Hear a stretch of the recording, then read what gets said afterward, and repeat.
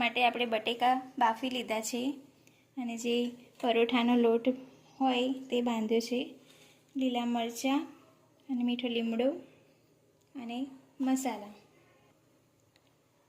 તો આપણે સૌપ્રથમ બાફેલા બટેકા છે એને આપણે ફોલી લઈશું. બટેકા આપણે ગરમ ગરમ આ રીતે કાંટા ચમચીથી મેશ કરી લઈશું એટલે સરસ દબાઈ જશે. આપણા બટેકા સરસ મેશ થઈ ગયા છે. હવે આપણે વઘાર મૂકીશું. તેના માટે તેલ લીધું છે. તેલ ગરમ થઈ ગયું છે. તેમાં આપણે જીરું નાખીશું, લીલા મરચાં નાખીશું, મીઠા લીમડાના પાન નાખીશું અને સાંતળી લઈશું. એમાં ચપટી હિંગ નાખીશું. હવે તેમાં હળદર એડ કરીશું. બાફેલા બટેકા છે તે નાખી લઈશું. હવે આપણે ગેસ બંધ કરીને સારી રીતે મિક્સ કરી લઈશું. એમાં મીઠું એડ કરીશું,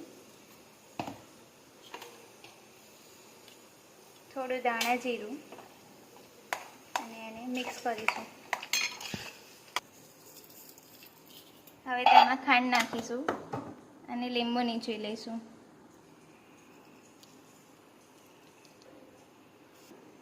તેમાં કોથમીર એડ કરીને મિક્સ કરી દઈશું.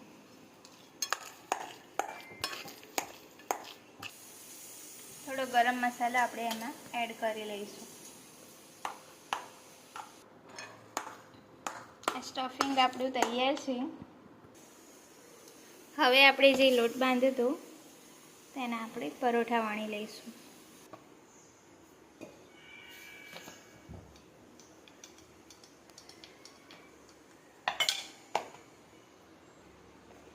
આ રીતે આપણે માવો વચ્ચે મૂકી વણી લઈશું.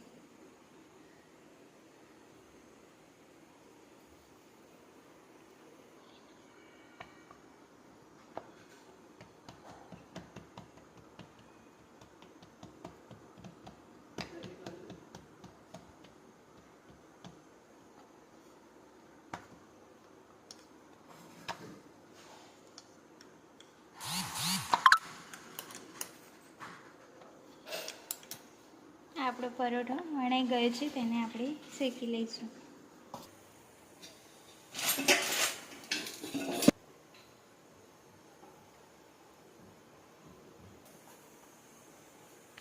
આ રીતે આપણે શેકીશું બંને સાઈડ.